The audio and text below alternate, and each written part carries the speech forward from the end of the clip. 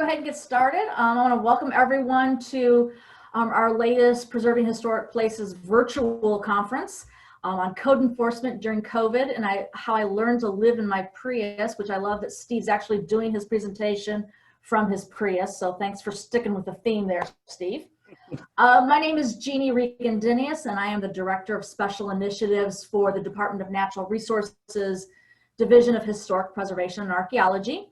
And I'm on the planning, I'm one of the planning members for the Preserving Historic Places conference. We welcome you to this is our third virtual conference session. We're doing them monthly as a way to, our in-person conference in South Bend should be in 2021, we hope. And so this is a way for us to stay connected between now and that live conference. Welcome to the Hoosiers who usually attend the conference in person. I'm going to see you next year up in South Bend. For those who are new to our Preserving Historic Places conference, this is going to give you a taste of the type of sessions that we have, the educational sessions that we have at our in-person conference. And so maybe you'll want to come up to South Bend next year. A little biased here, but I do think we have the best conference and we have the best speakers and totally the best attendees. I do want to thank my co-administrators for the conference and of the virtual lectures, Jessica Kramer and Suzanne Stannis, both from Indiana Landmarks. If it weren't for them, this would not happen because I just get to sit in front of the camera and talk, and they do all the behind-the-scenes stuff, so I thank them very much. The other thing that we require for these virtual sessions to be possible is generous financial support in our partners. So we have the DHPA, my office, Indiana Landmarks, IU, the St. Joseph County Commissioners help fund this. We also have RC Engineering, the City of South Bend, the Cornelius O'Brien Lecture Series, Indiana Housing and Community Development Authority, Marvin Windows, the National Park Service, Wiss Janie Elsner Associates, Visit South Bend, Berglund, Cultural Resource Analysis, Historic Preservation and Heritage Consulting, the Indiana Archaeology Council, Old National Bank, Ratio Architects, and R.E. Diamond and Associates. So whether you're in your office or on your couch, or as in Steve's case, in your car, a little clap for our supporters. Because of them, it makes this possible, and it will make the conference in 2021 possible as also. Please save the date of Thursday, September 24th for our next virtual session. Jackie Swihart, who will give an update on the Indiana Main Street programs and programs at the Office of Community and Rural Affairs. And we'll send out more information about that getting closer. We are using the webinar version of Zoom today. So attendees, your microphones are muted and your video is hidden, so eat your lunch. If you're going to submit a question, please submit it using the Q&A feature, not the chat feature. So go into the Q&A, post your questions, and then as time permits, I'll moderate those and ask Steve the questions to get the answers back. This session is also being recorded and will be available shortly after the presentation. And we'll send you out in the next day or so some documents linking some things that we've talked about today on code enforcement, and then also the next conference session, the next virtual session, and the link to the recording. So now on to our speaker. For the past 9 years, Steve Szaday has served as the Preservation Specialist and Field Inspector for the Historic Preservation Commission of South Bend and St. Joseph County. He's also an employee of the Code Enforcement Department of South Bend. He spent the last 7 years attending code enforcement hearings as a witness for the city and as someone who could provide the history of the property, the work performed on the property, and the correct way to complete the property, as now in his code enforcement inspector, has been approved by a sitting commissioner on the Historic Preservation Commission.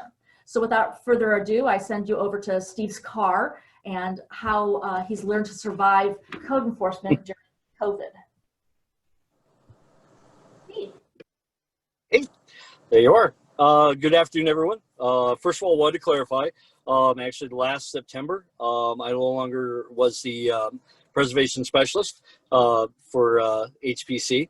I was actually switched full-time over to code enforcement. From September until January, I was actually an environmental specialist, and now I am currently a housing inspector. So I do everything basically north in my city for owner-occupied or commercial structures. So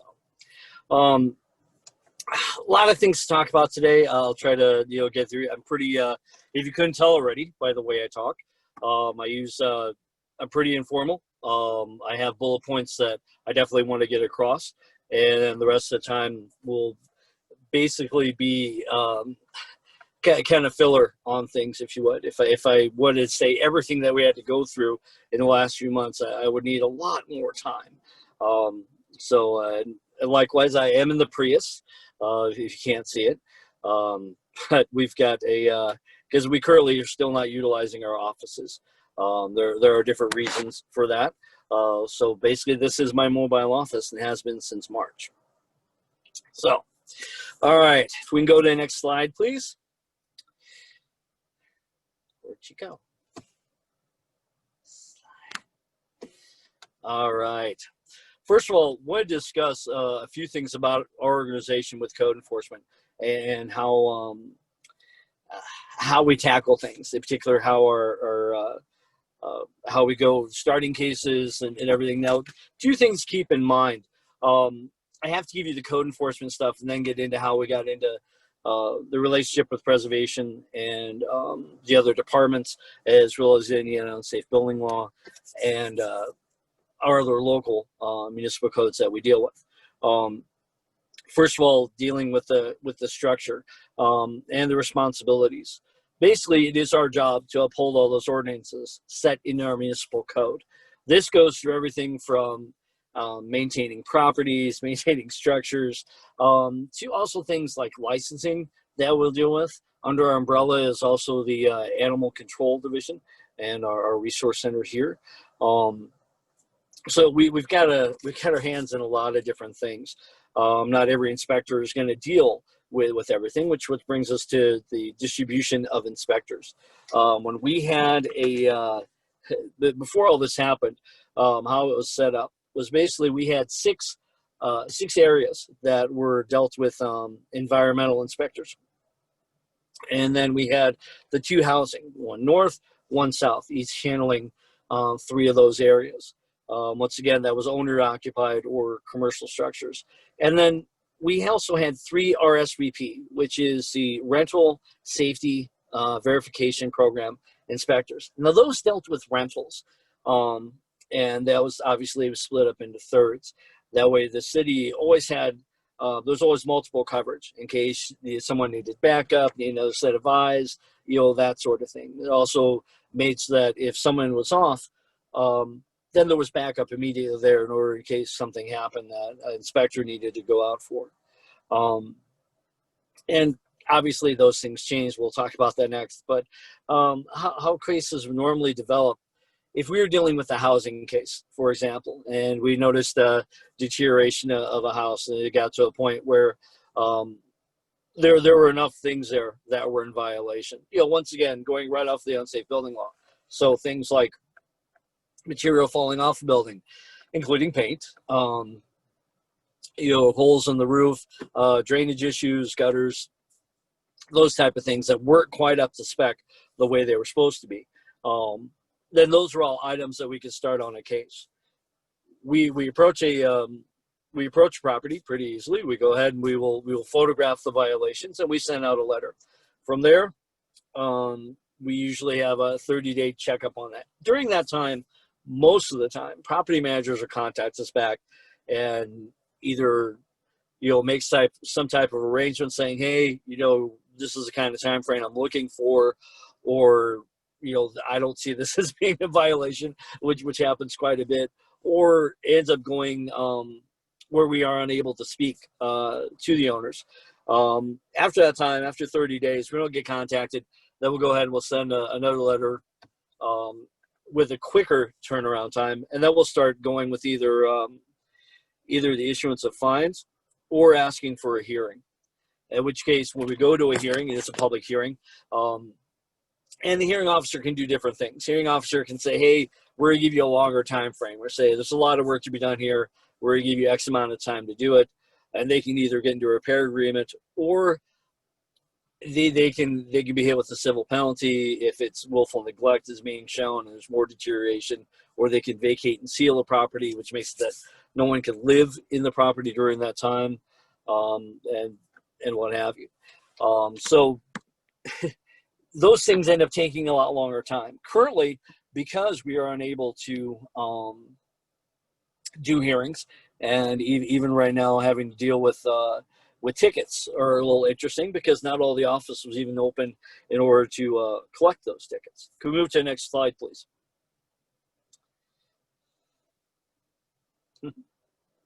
Thank you. Got to talk about that. March 17th. That was the last time I was at my desk and actually did anything. Even all our voicemails, everything all come to us through our voicemail. Actually to my email now, and I'm able to hear them on my iPad. And then we call back with by blocking our numbers so that we return people's calls. If they have those people that will not answer blocked calls or non-listed calls, we usually have to play phone tag a little bit in order to get any type of resolution on things. Along with this, since the office is basically just being manned by the folks that are handling the letters, everything, like I mentioned, we don't have a place now to take those tickets in. We don't have a hearing. We have to meet either remotely or by phone in order to make things happen. Even repair agreements, which what we'll do for executive repair agreement, or even a repair agreement that a inspector can sign with the homeowner or enter into, is that it gives them a certain date. Say, we will give you 90 days to go ahead and complete this. During that time, we're going to lay off any citations or tickets for that violation. And then we're also going to go ahead and lay off any hearings during that time. And that's just so that we have a written agreement between both parties, so we know where we're going and what type of things are clearly expected, during that time. All right, next page, please. Next up, Fred. Thanks. All right, I went through this whole. We talked about the emotional aspect of this, because it is. I mean, honestly, we all got turned around pretty heavily on this, and as soon as this happened, denial came right up, and I had to throw the definitions out there to make sure I said it right. The action of declaring something to be untrue, and the first thing was like, how are we going to do this? How are we going to work remotely? How are we going to avoid being in contact with folks? How are we going to get our messages across? I mean, as this first developed, there were a lot of people that were scared to even touch things. We didn't know, nobody knew how to, most of the time prior to all this happening, if I saw a trash laying somewhere, I'd get out, I'd put on a pair of gloves, I'd throw a trash bag, throw everything in a trash bag, and I'd throw it at the dumpster back at the shop. That's how it worked. There was a serious concern there on what we should be touching, what we shouldn't be touching, bringing into the vehicles. Even the Prius, the hatchback, was lined with trash bags more than once. And it became something where it's like, how do we do our jobs? And it's like, I can't do my job. And this is where the denial is. Like, this can't be happening. There's no way that we continue forward. How are we going to do this? How are we going to do housing? How are we going to do the RSVP program if we can't do interior inspections, which is how those work? Unfortunately, our management, was able to rework things a little bit. Actually, we reworked things a lot of it. So changing those areas around and reutilizing the RSVP inspectors in additional environmental roles was really important. It kept everybody working and allowed us to focus on those things. Next slide, please. Okay, how do we adapt? And that was the big thing, was realigning our duties. We try to keep out of contact as much as possible with folks. We don't want to necessarily, not that we're big on altercation anyway, we're pretty friendly. So that's the way we have to approach it. That's where we continue to approach it. But we did face some new problems. A lot of times we leave green tags on doors, and that's if we see an issue. Sorry, Prius. So if you see that, green tag. And we leave those on the doors for a lot of folks, because right now we're currently we're not starting new housing cases right now, and a couple different reasons for that. Once, as I mentioned, it's hard to get to an office to discuss what's wrong with things. So we're kind of holding. We're trying to be not trying to kick people while they're down, so to speak, especially with all these issues. A lot of people out of work are not necessarily have money to go ahead and fix things. But that brings us to the new problems. One of the first things that, of all things that hit us, everyone was suddenly home. People's plumbing kept breaking, sewers kept breaking. They weren't used to that number of people being in places all day long. I remember the first 3 weeks, I probably had 5 different calls about sewer that were bubbling up in people's yards and sewage. And that was because the systems just weren't used to it. We had a lot of dealings with the health department, which I'll get into other aspects later that we deal with them with. But that becomes an environmental health issue. And they call us first, then we go out there and meet with the health department. The health department handles it, moving forward. If they are unable to get resolution through the owner, then we have to step in and do other things. But one of those other new problems is trash in particular. How much trash is now generated? Sorry for the slam of the door. How much trash is now generated by everybody being home? Everyone's taking carry out. They're not going to eat in places right now. So we have an abundance of trash. One of the things that we deal with a lot, actually, are what we classify as being illegal dumps. And this is when people have dropped their trash off on places where obviously trash didn't come from, whether these be vacant lots, alleys, empty building parking lots, and that sort of thing. It's usually happening in vacant properties or in alleys. It seems to be a lot of places where folks dump things. Last year, we had, I believe, over 800 different instances of this happening. That's a lot. I mean, that's all the city flipping the bill for cleaning that up and also tipping fees at the dump. To put that in perspective, we've already surpassed that right now. And we're in August. I mean, it'll be a lot more of that. It's a lot of trash. I mean, it seems to be, which is on the flip side of things, having the extra environmental personnel has helped, to try to keep that under control and to keep that, at least maintained as best as possible. We've got to keep that quality of place. Type of things, what's still to come. There was a lifting for just a few minutes, 2 days there of people being evicted. If the landlords had already done their paperwork and had it all signed in the court system, they had 2 days from Monday till Wednesday, or actually just Monday, Tuesday, because Wednesday the moratorium hit again on evictions. But if you got people evicted those 2 days, they got evicted. There wasn't anything they could do about it. There was just a lapse for 48 hours. A lot of people got evicted. I had dozens of houses that I saw were being emptied because they had those 2 days that it was lifted. Another thing still to come are the utility shutoffs. During this time of being able to research data, we discovered we had about 300 to 400 cases of people that were in houses that probably didn't have the necessary utilities they needed, in particular water. And that was before all this happened. There's a number of folks that are scheduled for turnoffs. I don't have an exact number on that. I'd hate to even venture down that, but we did start counting through yesterday, and we are probably scheduled for another 300 or 400 more that are scheduled to have their water turned off. Now, what's unique about South Bend, trash service is part of water. So when water stops, so does the trash. And it's adding on to everything else that we talked about. And once again, speaking about environmental health issues, as well as quality of place, and the neighborhoods in particular don't necessarily want to deal with that.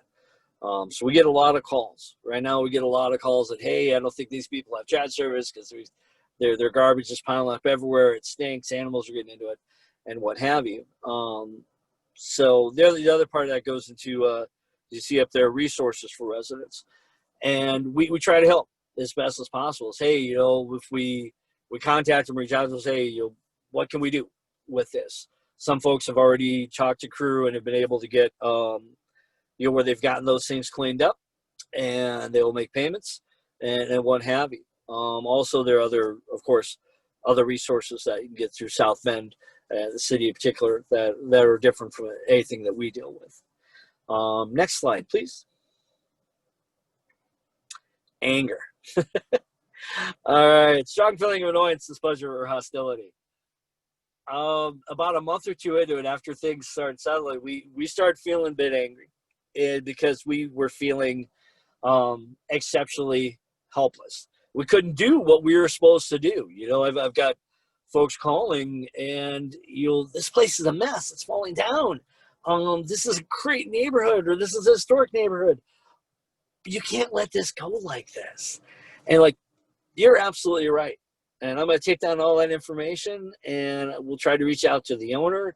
But I can't start a case. I can't write a ticket. I can't do hearings quite yet. But we'll keep it in mind, and we'll document it. And we have a list that I personally have a list of about 120 right now of cases I'd like to start that need to get started. That I monitor every time I'm on those streets. I'm like, hey, look, there's another one. Let's see if it's gotten any better. That list was a lot longer months ago. By still being able to use those green tags and reaching out to people and introducing myself to the owner, it's calmed down a lot, because it was getting to be pretty oh my, we just had too many cases that we wanted to start and just simply could not do. Next slide, please. All right. Boardings. Part of those things that come with evictions, and even with the homeless situation that we have, is dealing with vacant houses. And I deal a lot with vacant houses. I deal a lot with having to secure vacant houses. Not most of the time. I'm not supposed to be the one securing them. We do have a boarding contractor that is responsible for doing that. However, if we go by house, I see that there's a board off, we will go ahead, and for the safety of the building, safety of everybody around there, animals, and the whole nine, we will resecure that board. And that's mainly, as I said, just keep things safe. I remember we had 37 firehouses before all this started, and 2/3 of those were vacant. And it was wintertime and what have you, but we got to keep them secure now, just to make sure that this winter we're not double and tripling that. Next slide, please. Lots and lots of boarding. We do have we had a large influx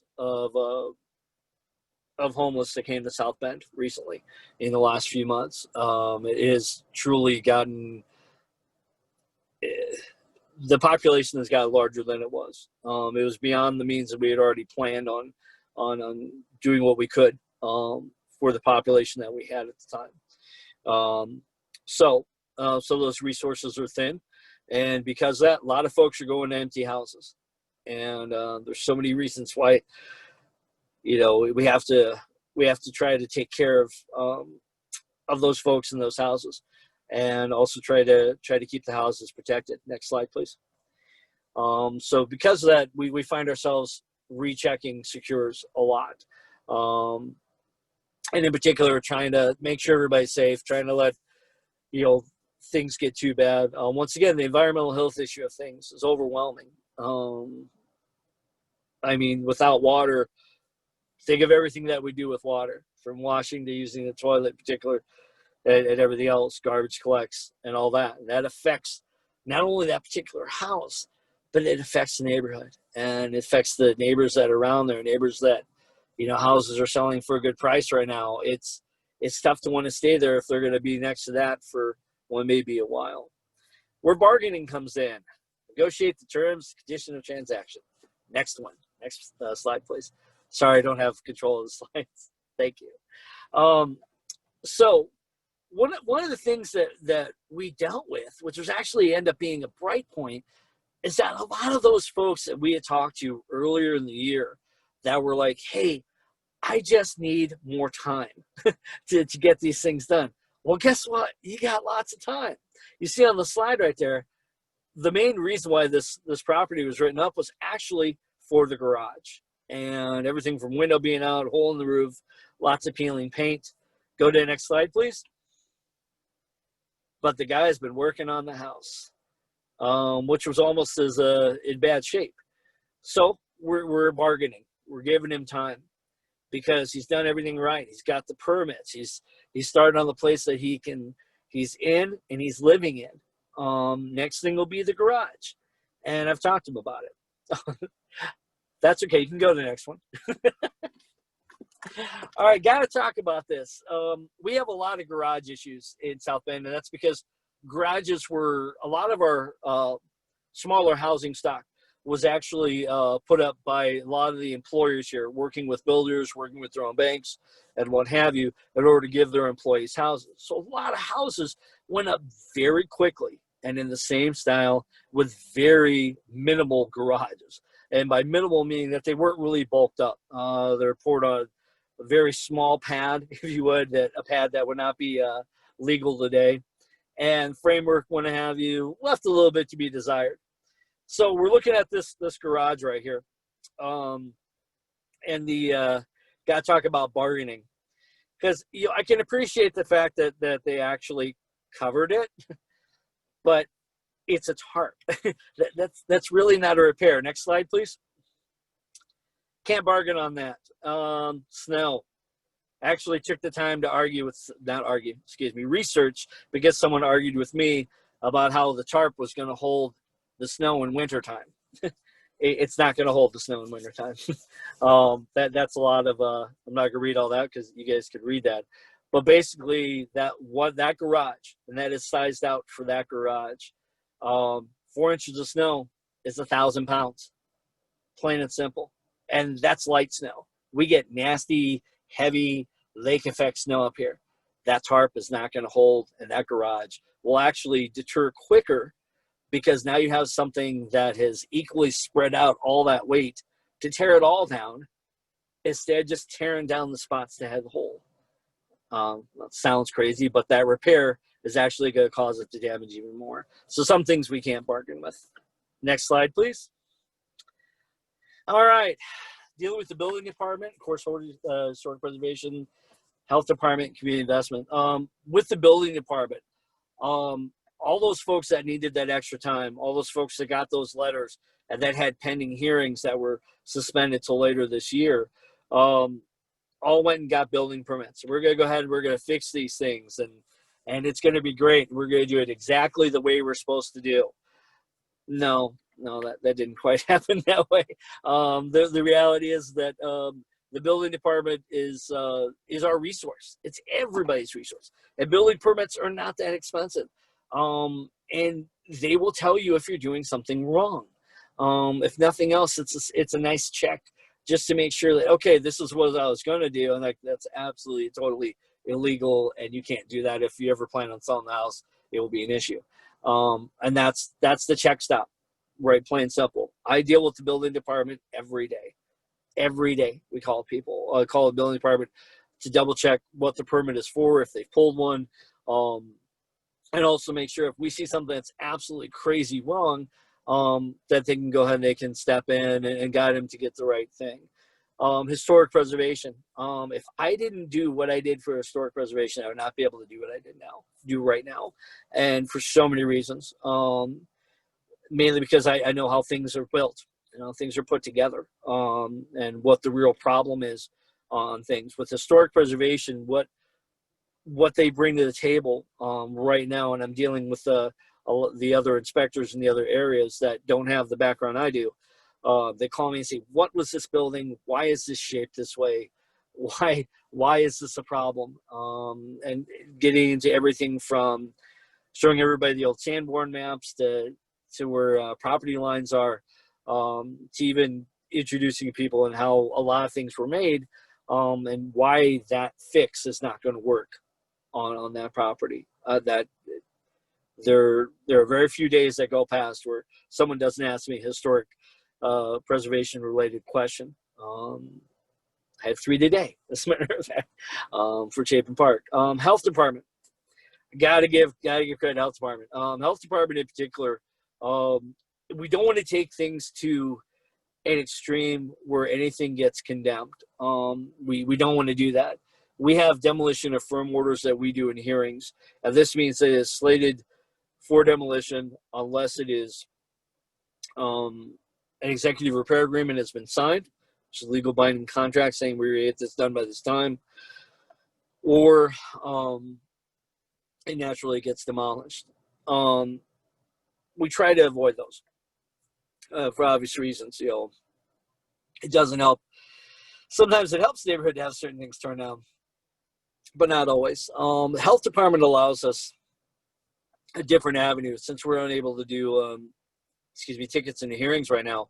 What the health department can do is keep up with the environmental health issues. So if we have folks in the house that shouldn't be living in a house because it doesn't have the proper utilities and what have you, in particular where they come in is in situations where we have kids in the house. That tends to be a pretty quick call. The health department will deal with child protective services or other organizations that'll be able to help the people get out of there, because sometimes folks are just stuck in these houses, and the health department gets them a lot of those other resources to be able to get out of that house, especially when the house is just unsafe. Community investment courts, there are all kinds of different there are grants, what have you, lots of applications that went in this past year. A lot of those houses that we were waiting on from last year that said, hey, I just need more time, I applied for this grant for a new roof or a few other things. Some of those cases I've closed already this year. And that was a direct result of the money that they got from community investment and helping them with that. Next slide, please. Empathy. As I said, we try to work with people as best as possible, and not just working with the people, also dealing with the neighborhood. I cannot stress the importance of the neighborhood enough. I mean, it is. We're not on every street all the time. We're not there, 24/7. We don't see what happens at night. We don't see if people are breaking into a place at night. And that's the big thing about it. That's why the empathy was so important for me to mention, was those neighbors and the ones that call us and say, hey, Steve, these guys were in here again last night. I saw an animal in this place last night. What have you. We need to get this taken care of. Is there any way we can cut back that brush so it's safer for us to see around? Those kind of things. Next slide, please. And we work with a lot of neighbors. This house in particular, and I don't get any grief for showing this, but we had this particular house, I have personally resecured probably 8 times this year alone. And the landlord is an older gentleman that's no longer here. He actually went to a different country for a minute, having problems getting back. But he was renting it out. It was a rental. We had to secure it so it stopped being a rental. And it's just falling apart. I mean, literally, it's got issues from the roof to, as you see, a number of different things already been boarded a few times. The neighbors are also pretty tired of this house. Much to my surprise, when I was there 2 weeks ago. Next slide, please. Go back to the other slide. Now there you go. You see something different? Yeah, the porch is gone. Those were broken. Actually, we could we figured out by where things were tied and what have you. It was literally pulled off with a truck. They broke the gate and everything. This has been a party house. This has been a place where a lot of people broke in and did drug activity and a few other things, and I honestly believe that the neighbors were the ones that did it. As a matter of fact, I know I did it. I do. I mean, they were the ones that did it. We can't prove it, but we know they did it.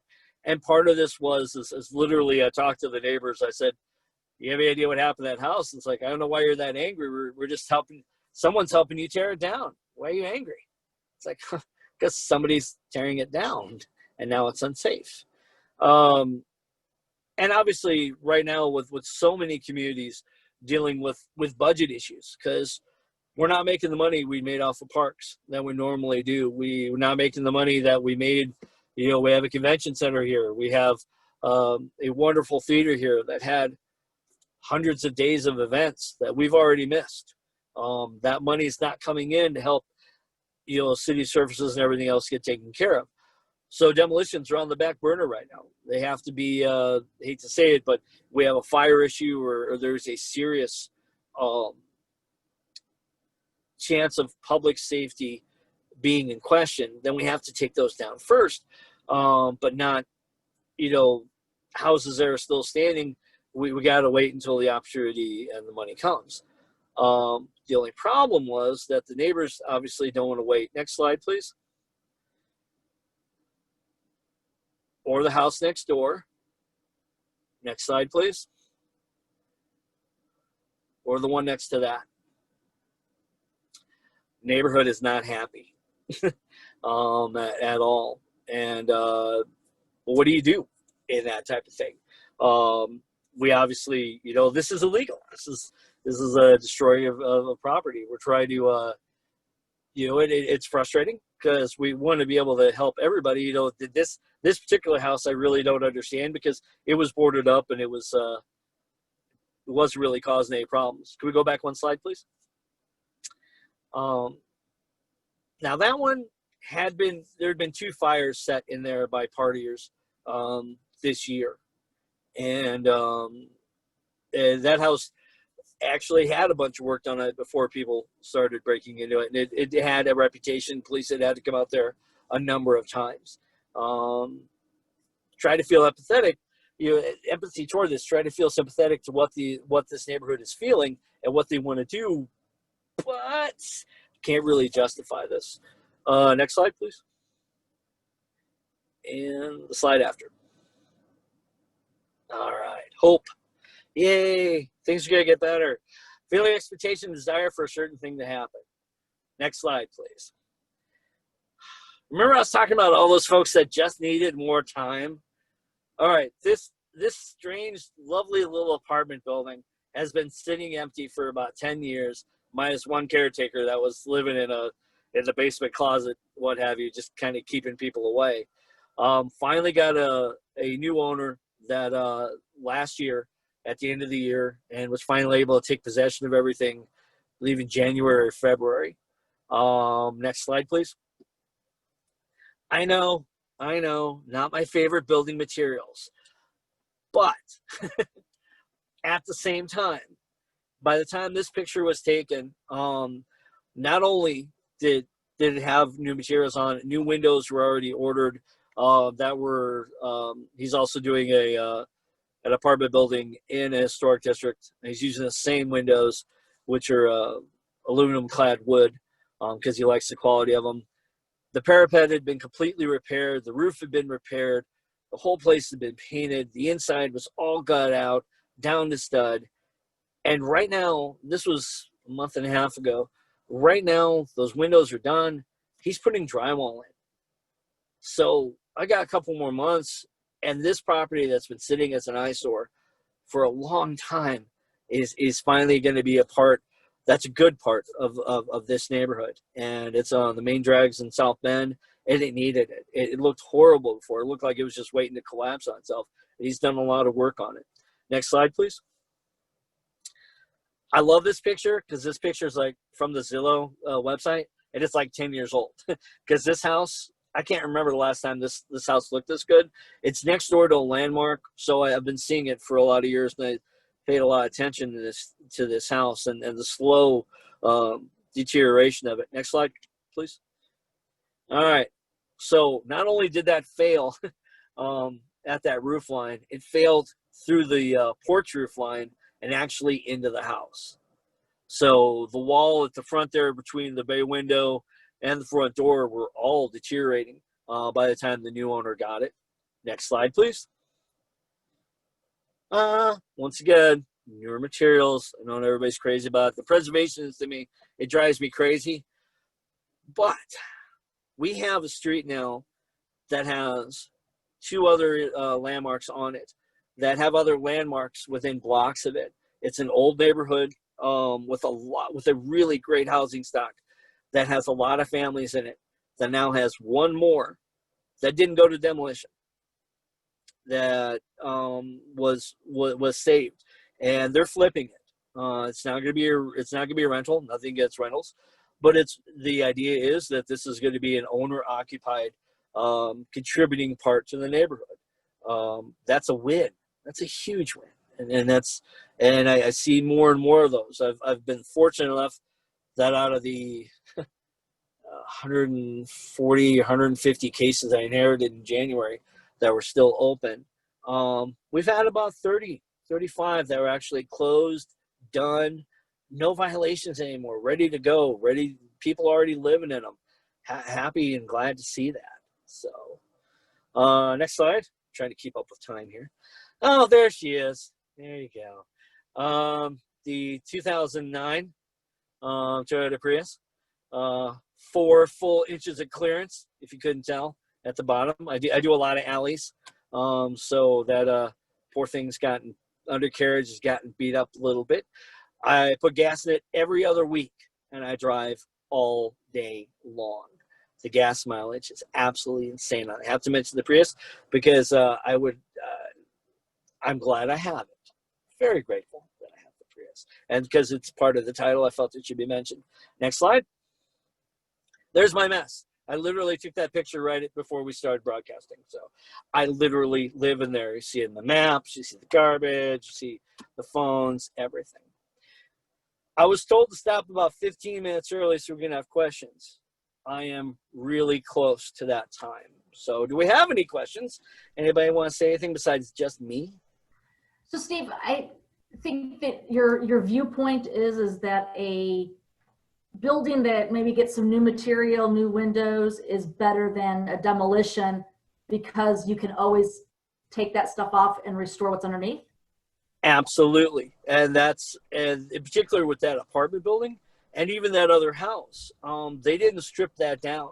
The one with the apartment building, they did all the repairs before they covered it.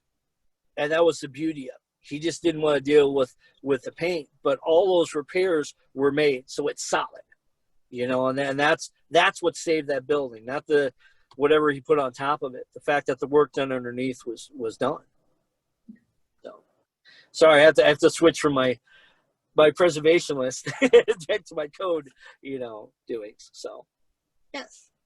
Anybody else have questions? Put them in the Q&A and we can ask them, and I can get them to Steve.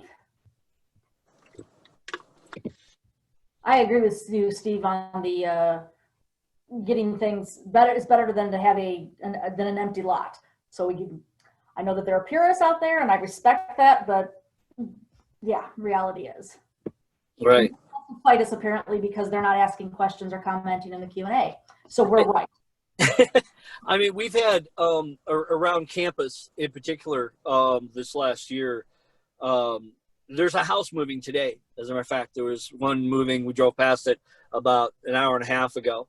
That's being moved, and it's being moved so they could put a larger apartment building up. They'll have several townhomes in it.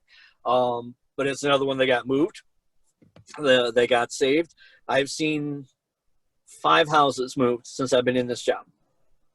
And that was strategically done to allow some infill on some of those vacant houses vacant lots that we had from the 1,000 Houses initiative. And also to, so they could put different style buildings up that may fit what else is being built in the area as well. One of your cohorts, Adam, said you got to have use, because without use, it's a matter of time. So apparently you do that quote well. I do have a gentleman asked how the Prius handles the alleys in the snow. I have never gotten stuck in the Prius. However, I have gotten cantilever stuck. So I've gone down a hill and then, or down a rut and then come back up, and I've been teetering before. So much so I've had to rock back and forth in the car to get grip again. But I've never slipped in the Prius at all. There are certain alleys I'm aware of that I'm trying to avoid. And luckily, we had a mass. I gotta give the street department credit, because when they resurface streets, they use that material to line the alleys, so it's automatic just turnaround on things. So a lot of times when you'll have something being resurfaced, there's alleys in that area that are being filled in and regraded with that same material, which is beautiful because they just take it, they literally grade it right up, throw it in the dump truck takes it, and they spread it. They probably have another process in between there, but it always seems to correlate to the same areas, which is nice. So we've had a lot of those really bad alleys that are already better this year, but it is what it is. Like I said, 4 powerful inches of clearance. So I have someone asked, does the town have a maintenance requirement in the zoning laws?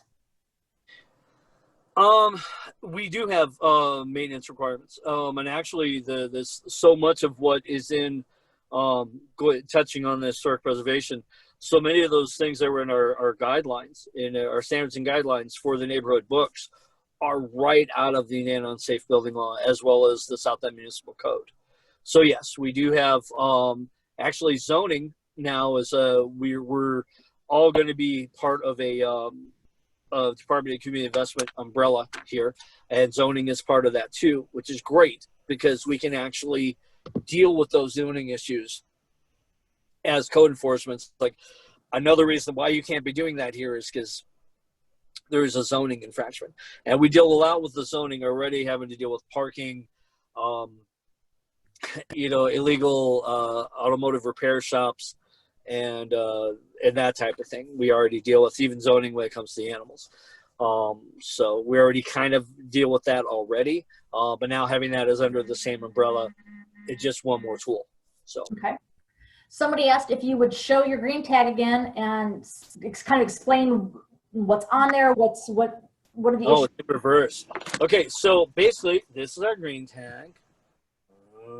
Okay, so the things, you're all going to be in reverse for you, I think. Anyway, so we've got things on there like reason for visit. So there's litter, broken bags of trash, TVs, appliances, furniture, inoperable vehicles, auto parts, scrap metal. We also use these for grass, snow, tire, graffiti, branches, limbs, yard waste, cut brush, or other. And usually I do more of the other than I do anything else. And I will literally just write on there and say, hey, you can't pass through the alley behind your house because everything's overgrown. I don't want to start a case. I would rather than starting a case on this, I'll be back again next week. Do you think you can get it cut? And it's saving time and everything else and being a little more approachable. Authoritarian figures are not real popular right now. Just kind of a quick side note on why the green tags are, a much more friendlier way to do things. When we had the riots over that course of that weekend early this year, and all things happened with that following Monday, I just remember it seemed like a lot of people didn't work that day for the city, and those of us that did work, it was sort of scary. I'm not gonna lie to you. We had everybody was watching everything we were doing. I was resecuring a house with another inspector, a board that was pulled off, and we're resecuring it, and you could just tell there were people everywhere just watching. It was really strange. It was really awkward. Luckily, I have not felt that way since then. But this is one of those things. It's no reason necessarily make a full-blown federal case out of this. If it's just, hey, you got some overgrowth in the alley, I'm just gonna leave you a note. So, does drug activity and abandoned property fast track it for demolition? Because apparently in Evansville, the city's willing to negotiate their properties until drug activity is found. We don't have anything in place for that. Nothing that says that. However, there's definitely a correlation with drug use in abandoned buildings. One of the things that we were learning by dealing with the police early this year and having to board up houses, is that we were going from house to house to house, and folks kept breaking into the same houses. The reason why they were breaking into the same houses, not because they had to get in, that they had an attachment to that house, as much as that was a drop. And so because of that, before everything happened, we were giving out bus passes. And this is going to sound, I'm not trying to be negative on the project, because it worked and it did good as well. But folks could get free bus passes, and for a while there, they could get free cell phones. So what was happening was that a drug dealer would go ahead and set up folks in a house, especially when during wintertime, when the electric was still on.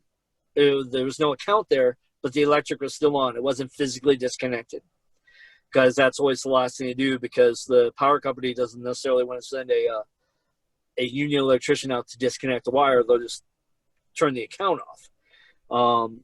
So drug dealers would set people up in houses, and they'd have heat, and they'd stay there, and they would distribute on the buses using the cell phones from place to place. So that's weird, because we were seeing the same group of people in different houses all the time. And that's what it was. It actually, so we don't have anything in place, but we know it was an issue here too. So no. Have you educated the owners or potential owners on code and historic preservation laws, or how have you? Well, thank you. Whenever in particular, the green tags are a big thing. Dealing with folks, if I see building going on and what have you, that's the first way, because a lot of new owners, especially like in Chapin Park, fantastic neighborhood, but they've had a lot of folks come in and buy houses now, which is great, and they want to get a lot of work done. And you see workers out there, and it's like, wait, you don't have a permit pulled. I don't think you have anything from historic pulled. Let's find out, just to make sure that they're keeping everything that's allowed. But most of the time, yeah, I still get out and talk to people. I know that's not it's not necessarily always the best way to do things now, but I still get out and talk to people. It's my personality. I'm going to get out and give them a business card and say, hey, I used to work for historic in this neighborhood, and you really want to talk to them, because they have great resources on what you should and shouldn't be doing with that place. So, does South Bend have a problem with foreclosed zombie properties from the Great Recession? And do you see more coming online because of COVID and everything that's going on?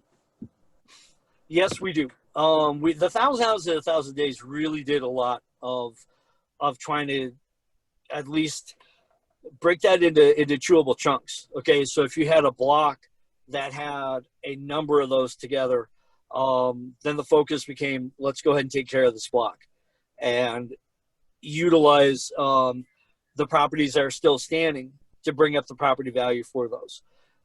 We still have a lot of these broken teeth, if you would, best way to describe it on a block. And what we're seeing now is finally, we had a lot of people holding on to properties that just bought them because of the tax sales. Tax sales are currently done through most of Indiana, are actually done online, which is great because it's easier and cheaper for that particular municipality or government entity to do. However, that means anybody is buying them. And a lot of folks have never been to the city or have a desire to come to the city do that because they think they're getting a great deal on a property that they're going to be able to flip. All they have to do is contact a realtor afterwards, put it for sale, and it's gone. We had hundreds of those. And now, actually this year and the last few months, I've probably had 10 of these houses that have been sitting here that are now either through land contract or through a realtor have been sold or in the process of being sold. The last 2 weeks, probably 6, where we've reached out to them. They understand the executive repair agreement, and they have to go ahead and sign the contract with the city, saying that this is what we're going to do to this. This is a time frame. We're not going to occupy it until it clears at least our basic minimum requirements. So, So preservation enforcement can be a tough sell during crisis of public safety, health, justice. Have you developed or heard of effective tactics for empathetic preservation enforcement during these tough times, or just enforcement in general? It's all about approachability. You know what I mean? It really is. You know, I keep mentioning the neighborhoods because the neighborhoods are that important. Your neighbor, you got the squeaky wheel on that street that's going to go ahead and constantly have something to complain about, and sometimes that works, and what have you. What we try to do is being approachable to folks and say, hey, this needs to be taken care of. You're working from home right now. Maybe you could spend a little bit of time on this or what have you. I see the neighbors are getting theirs done. That sort of thing. Even if it's, say reminding people that, we have, once a month you get a free large pickup from our trash service. It's free. You just have to call it and schedule it. Most people don't realize that. Although it's on the bill, it says it there. A lot of people don't utilize it the way they should. So a lot of times, like, hey, it's going to cost you some time, but it's not going to cost you any money to get this out to the curb the day before it's scheduled. Just call the number and we have it done. With the rest of the enforcement, neighbors help. I mean, they really do. If you've got a house if you got a zombie property, if you have one that keeps getting broken into, without the neighbor keeping an eye on that and say, hey, I see a light at there. It's 9 o'clock at night. There's a vacate and seal on that property. By law, that vacate and seal means that no one can be in there after dusk. You can be in there to do work during the day, but you cannot be there at night. So that's trespassing. You call the cops. That's where we rely upon the neighborhood. Okay. So how do you handle graffiti with historic structures? If they don't clean it, do you force abate? And is there any fines assessed with the removal? Yes. We do. Yes, we have part of our Parks Department that handles graffiti. We will cite it. We will give them, it's usually 10 days. And if it's not done, we will abate it. We will charge accordingly. And that's one of those things that has to go quick. Because if you see it it stays there for too long, it becomes acceptable. And once you see some graffiti on there, naturally more graffiti is going to come. Okay. So how do you categorize your fines for each property in the historic district? Their city does not impose fines upon violators even if they're doing work without permission. They only issue stop orders. So they're wanting to find a fine process before. So they're kind of interested in what you've got to say. Sure. Two things on that. First of all, our fine process, we send out the letters. Things don't happen. We don't have an agreement signed. We literally do 100, 200, 300. At $600, we're going to be in a hearing, in which case civil penalties can be issued. Now, civil penalties are actually assessed to the individual. They're not like the tickets and the fines that are going to go against the property for the next owner to be stuck with. These are going to go after the owners until we get a repair agreement or some kind of arrangement going with them. As far as the other fines go, with the building department, that's the building department's area to do as far as doing work without having the proper permits. If work continues on that, then they are allowed to fine, and I've known they've done it a few times here, especially on larger scale projects, where they'll go ahead and they can issue fines on that. That schedule is on them. But if I remember correctly, it was $1,000 a day of continuing work while you're on a red tag. That gets expensive fast. Wait. All right. Got a couple more minutes, but I got a couple more questions. So if cool. you can stick around for a few more minutes. I got a couple more minutes, and I got my next meeting. All right. So how does the city move forward with demolition? Is there a criteria to deem it vacant and derelict? In Denver, so you have somebody from Denver watching you. So yes, they have an ordinance that deals with vacant properties, but the most they do is fine or appoint a receivership. So how do you move forward with demolition? In any situation, especially historic, demolition is the last resort. It is. What we want to do is we want to penalize that owner to where it is no longer a value for them to keep it. Okay, we go to hearings on some of these houses, and in particular if they've been sitting long enough, there's proof of willful neglect, then we can assess fines onto that.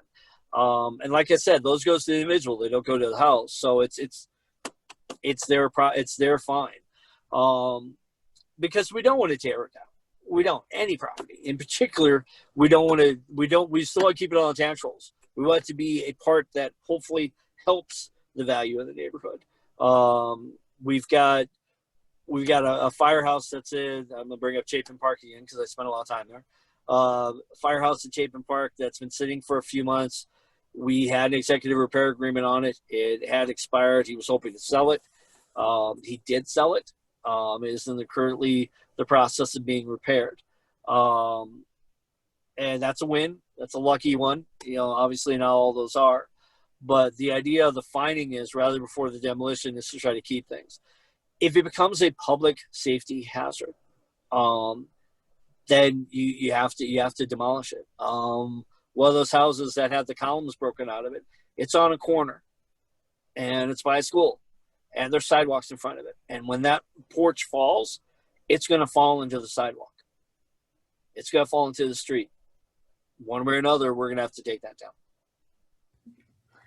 All right. So through the use of codes and standards helping save historic structures, have you seen anything that does happen to the structure, like a fire that does not destroy the structure?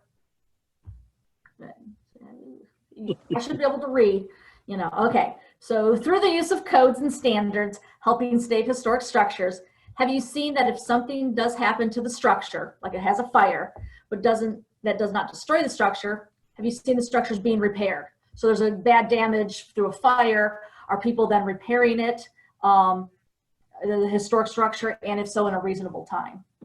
Yes and no. The one I just mentioned, Chapin Park, that fire happened over winter, and this week it has a new roof on it. So it took enough time to find the right new owner, a new purchaser, to go ahead and take care of that, and you'll put the money into it and go forward from there. We've had other ones that have not been so successful. We've had a commercial building that had a fire on it that, unfortunately, because of the amount of damage and the amount of part of that structure is still salvageable, the other part of it isn't. But all the things that were inside, there is they have legal issues that they're dealing with because of the insurance company and the amount of insured and what have you. So that's just kind of in a holding pattern. That particular one is. And that's probably the biggest one that I could think of. That's kind of a pain because of the fire. We've been fortunate enough that most of our historic structures, knock on wood, have been salvaged. But yeah, I mean, if we haven't had, usually it turns around pretty quick because the city is going to force them to do something with it. Either because material is falling off of it, they're going to have to pay to have the whole thing fenced off, or what have you, and then also pay to. We got one structure that pieces are falling off of. They removed the loose pieces, so it's considerably safer, but there's still things falling off the structure. They had to pay to have the thing fenced up. You got to close the sidewalks. You got to deal with that, and they won't close that. They won't do those things without having a plan in place that requires that executive repair agreement that is signed. Okay. So yeah, like 1 minute left, and I gotta go to work. My other work. We're done with questions. We've got two people who've asked for some things that I think we can send links on. Somebody asked about graffiti removal and not damaging buildings, and I think that there's some preservation briefs. There is. In the preservation briefs, there's actually listed in that. All right, so Delphino will solve that, and then Chris Myers asked about if you will send an executive repair agreement as an example. So if we can get a copy from you of one that you're using, and then we can send that in with the link. And someone else asked if this is being recorded. It is. So in the next couple of days, maybe next week, if I'm lazy, we're going to put together these links, recording for the next one, and so we can get that going and stuff. So we'll put that out for everybody, and we will see everyone in September 24th for the Indiana Main Street updates. Fantastic. Thank you so much for this opportunity. I appreciate it. Yep, and so we'll talk to everyone soon. Take care, y'all.